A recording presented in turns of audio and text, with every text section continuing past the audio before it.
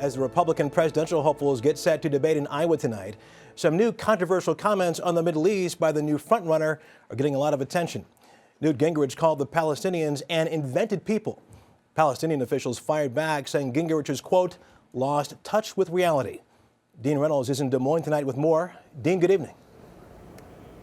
Good evening, Russ. Well, tonight's debate will be the first since Newt Gingrich began surging in the polls and the first since rival campaigns began raising concerns about his leadership and temperament.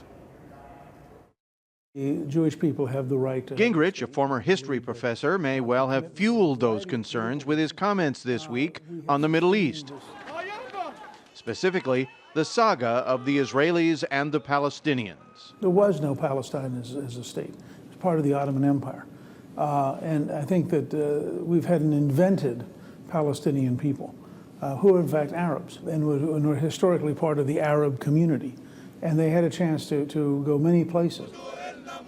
Calling into question the legitimacy of the Palestinians and the desire for a state of their own runs counter to American as well as Israeli policy, which support a two-state solution based on negotiations.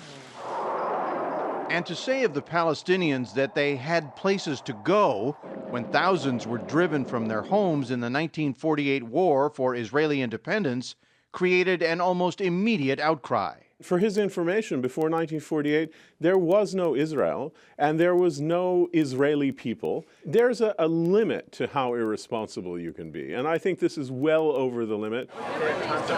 None of Gingrich's rivals was critical. Most have pledged unyielding support for the Jewish state, and many evangelicals here will cheer his remarks. This afternoon, in an interview with CBS affiliate KCCI, Gingrich stood by his statement. So do you feel like what you said was taken out of context then?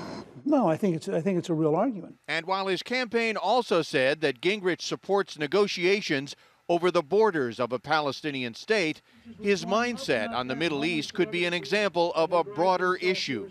Some are worried that these sort of loose lips, this undisciplined character, could ill-serve him as President of the United States. You cannot just say what's top of mind when you're President of the United States. And that's why what Newt Gingrich says tonight and how he says it will be watched more closely than ever before. Russ? Dean Reynolds in Des Moines, Iowa. Thanks a lot.